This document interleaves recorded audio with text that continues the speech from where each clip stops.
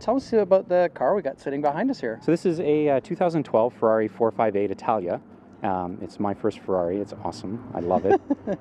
This one's a special one. It used to be probably your first, but maybe not your last. I don't know. We'll have to talk to my wife about that someday. But I tend to hold on to my cars for a long time, so it'll be in my stable for a while.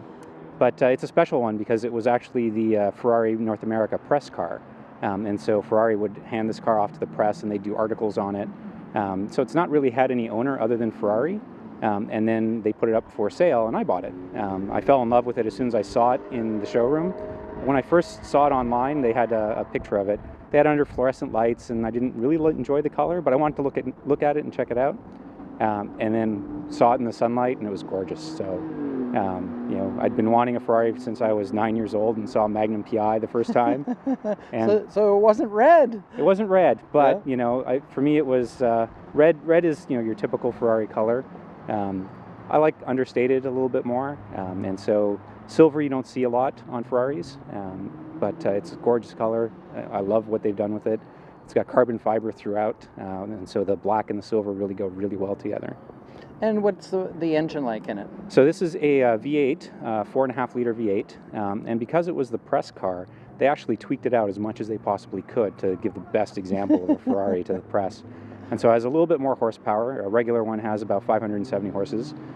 This one has about 580, so just a little bit more. And the thing I love about the Italia is it's the last sort of year or last model that they actually made of normally aspirated V8. Most of the cars that they're making now are turbos. They're still V8s, but they're turbos as well. You know, a little bit less on the displacement, but you know, turbo is the way to go in the future, but doesn't sound quite as nice as a normally aspirated. It has a different growl to it, doesn't it? So starting this car up in the morning, you know, I try to make sure I don't wake my neighbors, but it's tempting. Yeah, but it's a great car. Like I said, I've wanted one since I was, you know, younger than I can remember. But it's you know, dream for me.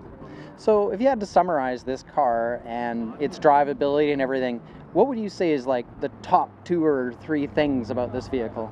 Well, the thing of with this car in terms of performance is awesome. Like here we are at, you know, Vancouver Motorsport Island Circuit, and it is a great car to have at this place to drive around.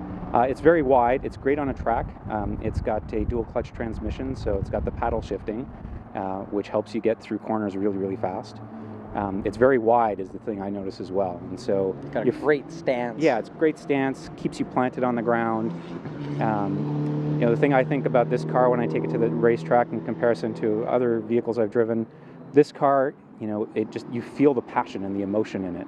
You feel like you're one with it because it allows you to do everything you think you want to do, while not necessarily trying to kill you. Sometimes it might, but a lot of fun. So certainly not a daily driver. You don't go to the grocery store in it. I did by accident once because we needed to pick some stuff up. And you came back to a crowd of people all looking at it? Yeah. You know, I moved up here from Seattle and I had to get it inspected. Right. And so I had to take it to Canadian Tire to get inspected and caused a traffic jam in the Canadian Tire parking lot as everybody was looking. So they got a thrill. Do you like that aspect of it, that it is a bit of a head turner? It is. It's not so much here that I'm noticing, but you know, people who are aficionados and car enthusiasts, they take a look at it, and you know, I love that. You know, I love taking it to car shows and letting little kids sit in it. That's something I would have loved to have done when I was younger. Yeah. And so, you know, it gets them inspired by the brand and sort of just cars in general. Well, and the engineering that's gone into this, and the countless number of hands that touched this car to even get it to the point where it is now. Yeah. That's quite the history. Yeah. And, you know, you talk about history, and, you know, Ferrari's got this huge heritage, and, you know, it's, you know, something that being part of the Ferrari family, you know, owning one is something that, you know, is a dream come true. But, you know, realistically, I got one because I love cars. I love the engineering behind them. I love the form and the function that they have. You know, you notice the subtle differences between different types of supercars. You know, they focus on form, or they focus on speed, or you know, Ferrari tends to focus on both and do a really good job.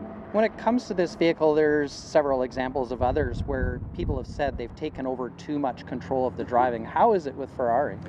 They let you do, like, if you look at the steering wheel, there's a little mode that says, you know, normal wet driving, and then it's sport driving, and then you switch it to race mode, and you pretty much have as much control as you need. Right. You know, you don't want to go a little too aggressive, but you can drive this as an actual race car, and they have race series of these cars driving in real races, and so they're built for that. That's what the car's for. I love driving cars. I love having them outdoors and showing them to people and taking them to tracks. I'm not a type of person to just put it in a glass box and wait, you know, 20 years. Sitting in a garage. Yeah. So.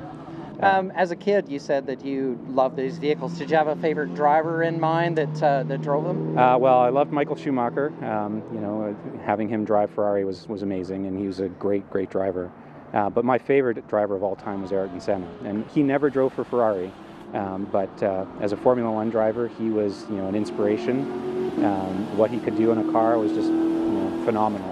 And so I grew up watching, you know, Formula One on TV in the late 80s, early 90s, and, you know, for me, he was my hero. So, you know, I don't, you know, I wish he was still around, but, you know, just the experiences, I got to see him once in Montreal driving there at a Formula One race. So that was kind of cool. But, cool. Well, thank you for sharing your wheels with us. Sure, thank you. It was a pleasure.